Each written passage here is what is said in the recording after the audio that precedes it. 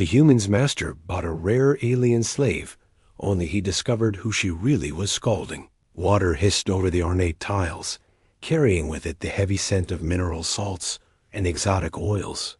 Damon worked the brush in slow, methodical arcs, shoulders hunched, the metal collar at his throat, biting against damp skin. 3 years of forced labor had made the motion instinctive scrub, rinse, polish until the floors gleamed enough to reflect the haze of steam curling from the yellow mineral pools beyond. He kept his gaze low, but he didn't need to look to know who was watching. Somewhere in the mist, crime lords and syndicate enforcers lounged in the water, their weapons never more than an arm's reach away, their conversations carried in. Low, predatory murmurs. A pair of reptilian eyes glinted briefly through the vapor. Damon bent his head further, not inviting trouble. Survival here meant invisibility. His body, all taut muscle and hard lines carved by labor, moved without conscious thought, and his mind drifted into the dull quiet he had perfected. Thoughts contained, emotions shuddered. The collar kept him here. The rules kept him alive. That was all there was. Human. The voice came from behind, low and rasping, like metal drawn across stone. Damon straightened just enough to acknowledge it without defiance. Mornax, his master, towered over him tall, four-eyed, and wrapped in ceremonial silks that did nothing to soften the parchment-like folds of his gray-blue skin. The eastern chamber needs preparation. Lord Krell arrives shortly. Yes, Master, Damon said, and gathered his supplies. His dark cargo trousers clung damply to his legs, the utility belt at his waist laden with oils and cleaning tools. The air here was heavy with moisture, and every breath tasted faintly of heated stone and salt dot as he moved through the corridors. Steam swirled around his boots. The bathhouse was noisier than usual, laughter sharp and echoing off marble. The Cygnus Syndicate was in residence, bringing with them their entourage of smugglers, mercenaries, and killers. Their presence was a weight on the air, making even the most hardened attendants tread carefully by the time Damon finished arranging the scented oils and stacking heated stones in the eastern chamber. The main doors hissed open. Mornax entered, flanked by 2 guards. Between them, they dragged a figure in chains. Damon froze mid-motion. She was unlike any alien he had ever seen. Her skin glimmered with a faint turquoise light, the glow pulsing in time with each slow breath. Silvery hair spilled over her shoulders, catching the chamber's lamplight like spun metal. The sand-colored fabric of her dress was torn, clinging to a frame too graceful to belong to the broken. Heavy shackles ringed her wrists and neck, etched with faintly luminous symbols, but it was her eyes that caught him, deep violet, steady and assessing. Not the hollow stare of the newly enslaved, nor the darting fear of the hunted. Something else. Something dangerous. This one cost me a fortune, Mornax announced to no one in particular. A rare Lumidian female. The lords will pay well for her company. He yanked her forward. She stumbled but recovered with fluid poise. Human. Mornax barked, tossing the chain toward Damon. Take her to the preparation quarters. Get her cleaned and properly attired. Yes, master. The chain was cold in his hand. Her fingers brushed his for the briefest instant. A flicker of warmth. A solid weight pressed into his palm small, metallic. He closed his fist without, looking, masking the movement in the shuffle of leading her away. In the corridor, the steam muffled their footsteps. Damon risked a glance at his hand. A data chip no bigger than his thumbnail gleamed in the dim light. Who are you? He murmured, careful to keep his voice low. Her lips barely moved. Someone who can help you escape this place. If you help me first. He glanced at the collar around her throat, at the engravings that pulsed faintly like a heartbeat. You know about the collars? I know how to end them. He didn't answer. Not yet. But for the first time in years, Something stirred in him that wasn't resignation. Something sharp and dangerous, not hope, that the humid corridors twisted ahead, each turn lined with carved stone arches that trapped the steam and muffled sound. Damon led her toward the preparation quarters, the weight of the chain between them feeling more symbolic than real.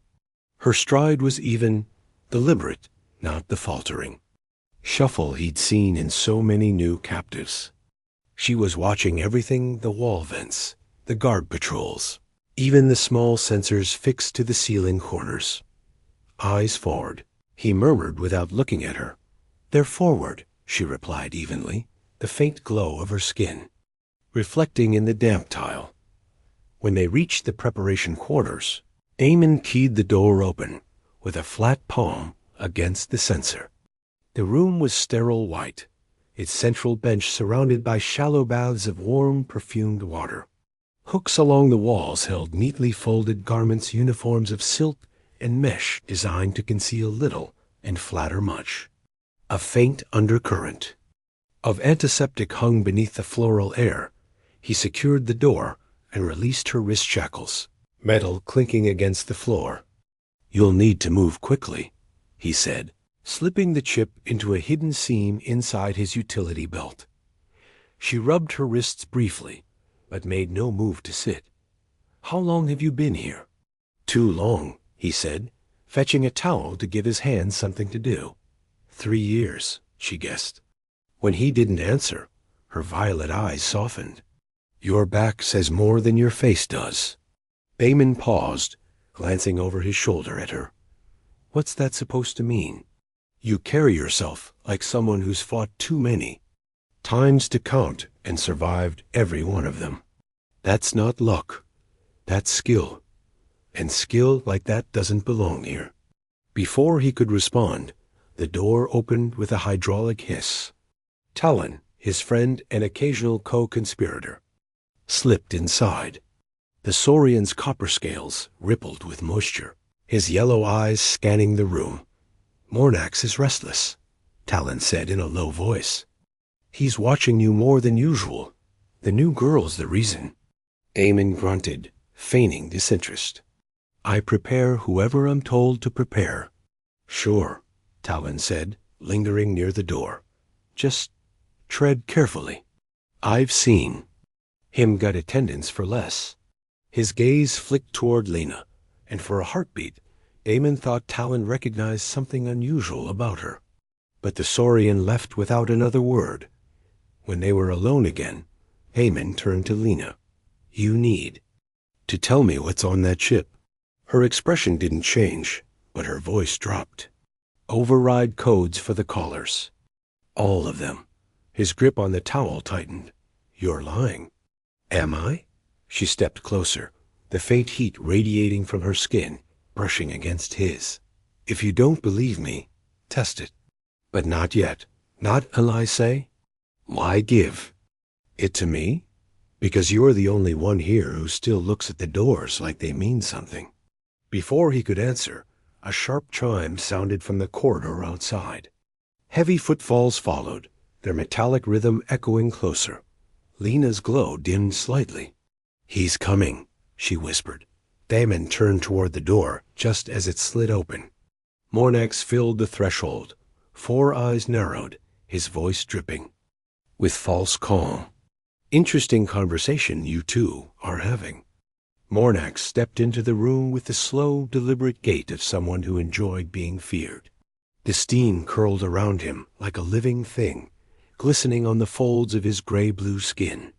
His upper hands clasped behind his back, the lower, pair-free one resting lightly on the hilt of a ceremonial blade, the other curling and uncurling with predatory patience.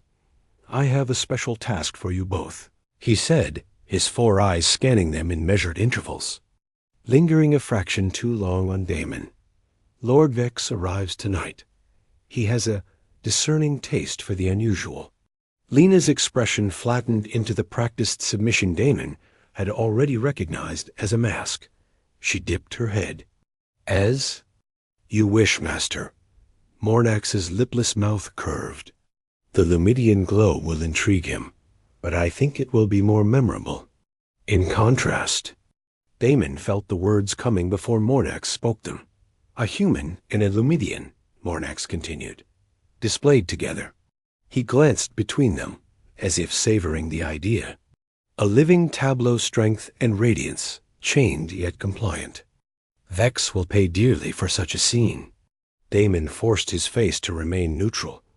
As you command, Master. To ensure your cooperation, Mornax said, producing a small black remote from his belt. I have recalibrated your caller. Human. Any deviation from my orders will yield consequences more persuasive than before. He pressed the button.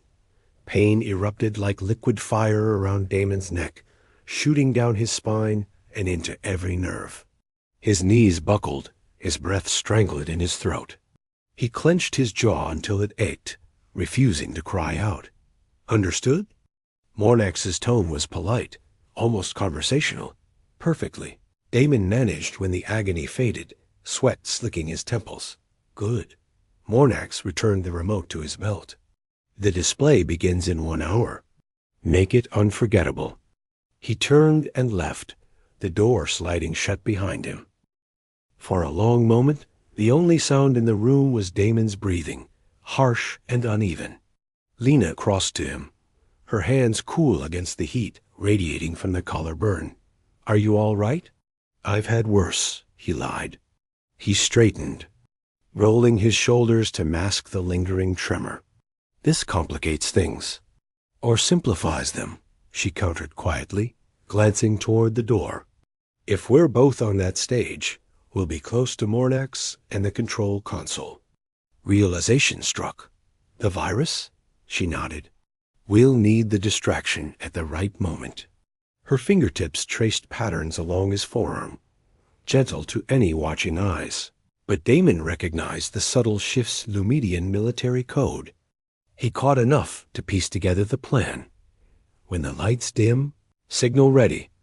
We still have to alert the others, he murmured, replying in pressure points along her wrist. Talon, if I can find him before... The door hissed open again. 2 guards entered, carrying preparation trays. Their eyes, dull from years under collars, barely registered the tension in the air about the next hour passed in tight silence. Damon was fitted into a minimal garment of dark fabric designed to show every contour of his muscle. Lena's attire was worse shimmering ribbons that clung to her. The luminescent oils brushed across her skin, amplifying her glow until she seemed lit from within. When the guards led them through the winding halls toward the display chamber, Damon caught sight of Talon in a side corridor. A flick of his fingers conveyed everything. Tonight, virus, freedom. Talon's copper scales rippled in acknowledgement. Before he vanished into the steam, the display chamber opened before them, circular tiered seating surrounding a polished platform. Lord Vex lounged beside Mornax, his insectoid limbs folding and unfolding with quiet clicks, compound eyes glittering as Damon and Lena were led forward. Ah, Vex chittered, his voice like shards of glass tumbling together. Most intriguing pairing. I thought you'd appreciate the contrast, Mornax replied smoothly, gesturing for them to take center stage. Soft music began, the lights angling down to bathe him in gold. Damon's collar hummed faintly, a constant reminder of the invisible. Chain. Human, Mornax said. Demonstrate appropriate affection for your companion. Lord Vex wishes to see interaction. Damon turned toward Lena, her eyes locking with his. The plan was alive between them, pulsing beneath the facade. He stepped closer, cupping her face, his thumb brushing the heated shimmer of her skin. Her glow flared, violet eyes never leaving his dot to Vex and the audience. It was performance. 2. Damon and Lena. It was countdown. The programmed lights began their gradual descent toward the midnight effect. They were almost ready. The light in the chamber bled away in measured degrees, warm gold sliding into deep indigo.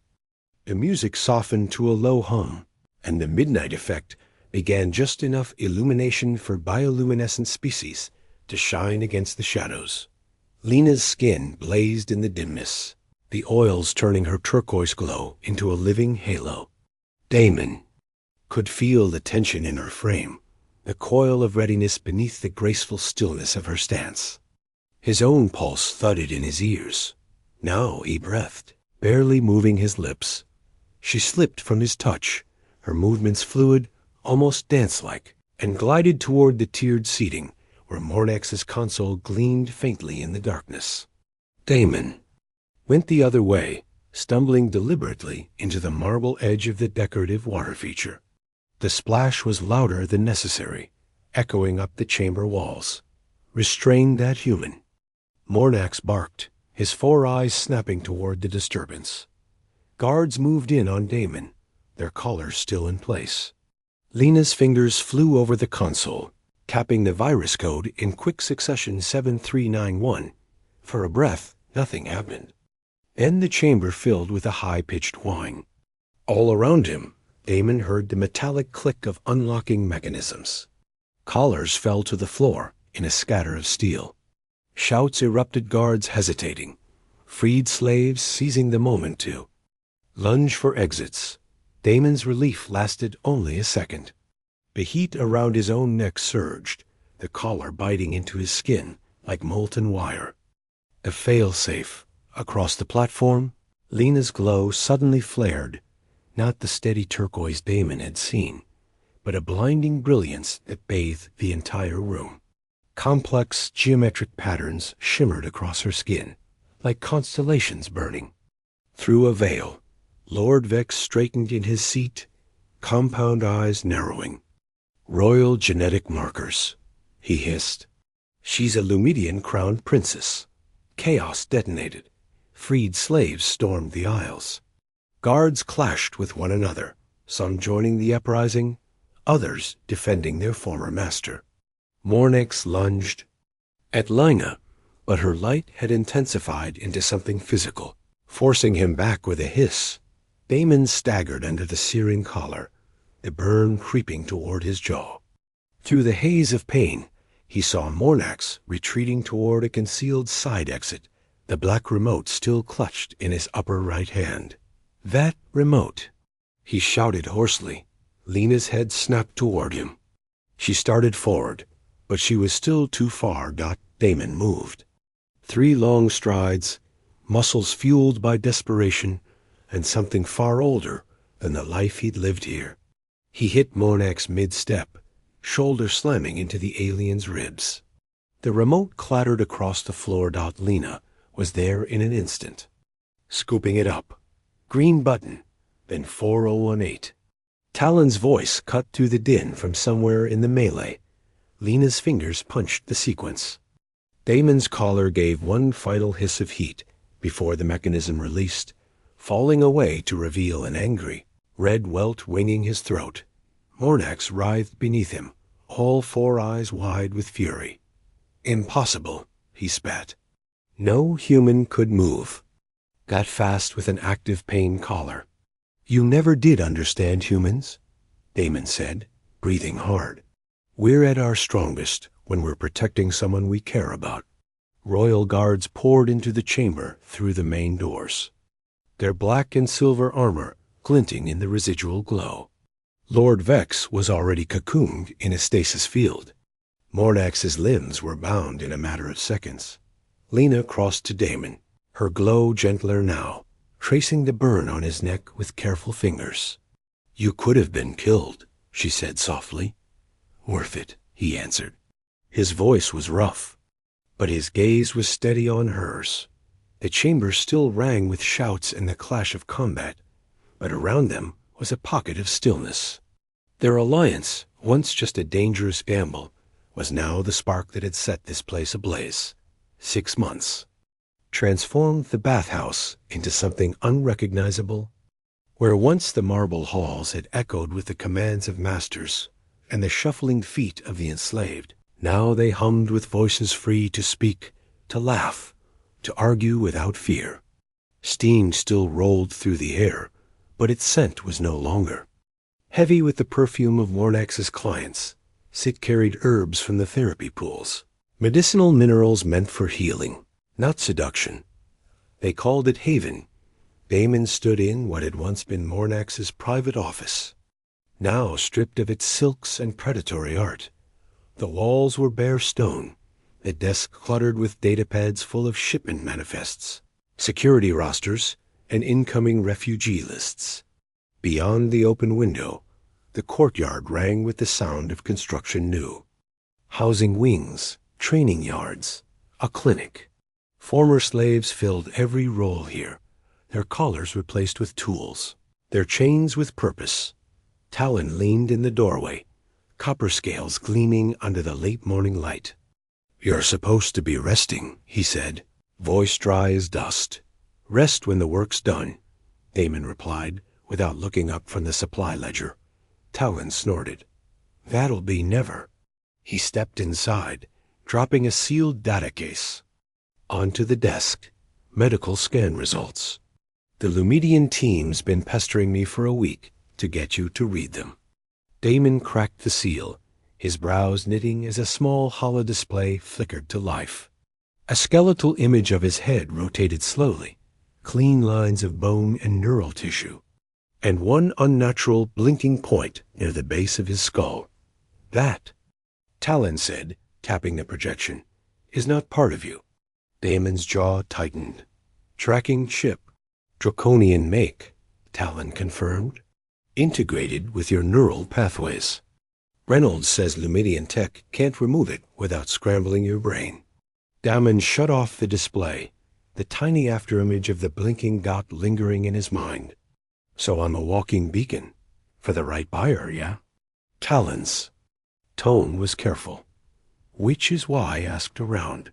There's a draconian medical ship off the books, no imperial oversight. They do work the Empire pretends it doesn't approve of. How reliable?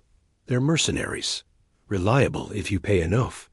Damon leaned back in the chair, the weight of the decision settling over him. The chip wasn't just a threat. To him, it was a risk to everyone at Haven, and to Lena, most of all Dot, as if summoned by the thought, the console on his desk chimed. An incoming encrypted message, Lumedian signature. Damon keyed it open. Lena's holographic image filled the space above the desk, her royal attire impeccable, but her glow warmer than the formal setting required. "By the time you receive this," her voice said, "I'll be on my way to the Proxima sector. I know we agreed I'd stay away until after your procedure, but—" She paused, and her glow pulsed faintly. "Some things can't be said over encrypted channels. Some things need to be said in person. Be safe, my love. I'll see you soon." The message faded, leaving only the hum of the desk console. "She's coming here?" Talon asked, his frilled crest lifting in disbelief. "With that thing in your head still active?" "Apparently." "Then we postpone the procedure until she's gone," Talon said firmly. "No." Damon rose, already reaching for his jacket. "We do it now. The sooner that Chip's gone, the safer she is." Hours later, he lay on a padded table in the medical bay of the draconian mercenary vessel. The ship's interior was utilitarian steel and dim light, but the bay was clinical, almost sterile. Dr. Vexel, tall and thin with pale, silvery scales, moved with precise economy as he adjusted a neural interface crown. "The procedure is simple," he hissed, voice oily. "Induce controlled coma. Deploy nanobots to sever the chip's connections. Extract through micro-incision. No lasting damage?" Damon studied the doctor's slitted eyes for any flicker of deceit, but saw only professional detachment. "Let's get it done." The crown lowered over his head. Cold metal kissed his temples. "Count backward from 10. Vexel instructed. Damon exhaled slowly. 10, 9, 8. Darkness closed in, but consciousness did not fade. The darkness wasn't empty. It was thick, viscous like wading through oil, and within it came voices muffled at first, then sharpening until every word was clear. Confirmed, Dr. Vexel said. It's him, the human agent who infiltrated the Orion slave network. Another voice, deeper, with the rasp of authority. The Emperor will reward us well. His memories are still suppressed by the chip, yes? For now, Vexel replied. Once it's removed, the integration barriers will fall. He'll remember everything: his mission, his training, his true identity. Agent, mission. The words pulsed through Damon's mind like sonar. Images flickered, too fast, too fractured to make sense. A conference room on Earth, the flag behind a polished desk. Training simulations, the feel of a uniform jacket. Orders spoken in clipped tones. Gather evidence on interstellar slave trading networks. Operate deep cover. And the princess? The second voice asked. She approaches even now, Vexel said. 2 prizes for the Emperor. Her betrothal will proceed, and the humans. Intelligence will fill the gaps in our files on Earth. Lena. Damon's pulse hammered, the sound merging with a strange warmth looming deep in his chest. The sensation spread through him, growing hotter, heavier, until it was almost unbearable. Vexel's voice sharpened. His neural patterns are destabilizing. Administer the suppressant. A cold rush entered his veins. Instead of dulling him, it fed the warmth, igniting something deep and buried. The darkness fractured, and through the cracks came more memories, classified briefings about dormant human abilities.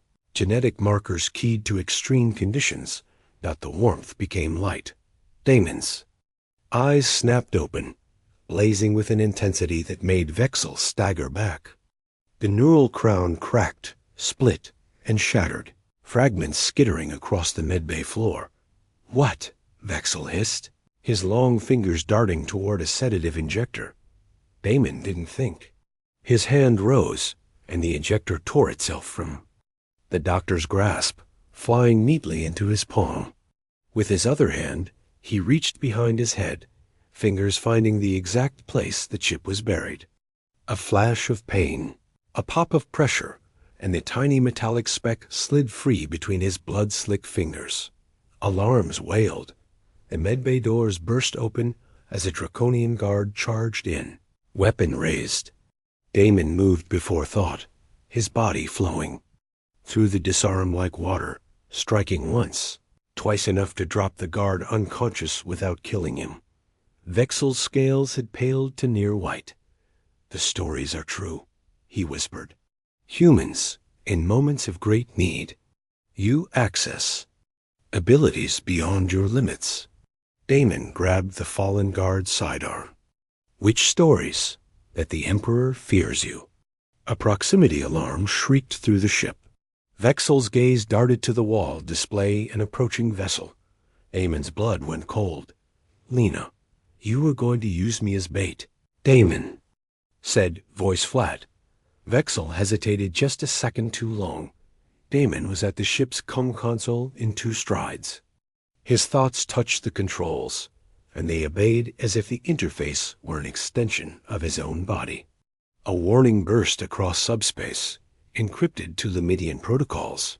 Weapons locked down under his command. Not today, he said, and the ship's systems obeyed dock within the hour. Lumidian royal guards stormed aboard, securing the vessel. Damon stood in the docking bay as Lena's transport latched on, the hiss of equalizing pressure loud in his ears. The airlock cycled. Lena stepped through, her glow brightening the instant she saw him. She didn't walk, she ran, silks whispering. Around her legs, propriety forgotten as she collided with him. I felt it, she breathed. A surge of energy unlike anything I've known. It was you, wasn't it? He nodded, holding her close. We have a lot to talk about. Later, in the quiet of her quarters, they lay tangled together, the hum of the engines a steady rhythm. Beneath them, her glow wrapped them in soft turquoise, every pulse in perfect harmony with his heartbeat. So, she murmured, tracing the planes of his chest. Not just a cargo pilot, but a human intelligence operative with whatever that was. You're full of surprises, Damon. Apparently, so my superiors will have questions, he said with a crooked smile. And my royal council, she replied, eyes gleaming. A human with your abilities involved with the Lumidian crown princess? It will change everything. For the better? Her glow brightened. Definitely for the better. They spoke of Haven, of exposing the emperors. Schemes, of the evidence Damon now carried in his restored memory. They spoke of the future no precedent for their union, but no intention of letting tradition stop them. When she teased him about becoming a prince consort, he answered with a grin. Humans adapt. Her smile softened, hand resting over his. Heart. And that's why you're dangerous to those who chain you, and why you're mine. Under the light of distant stars, Damon finally felt the weight of the collar lift, not just from his neck, but from his life. Whatever battles waited ahead, he knew one thing without question. He would face them with her.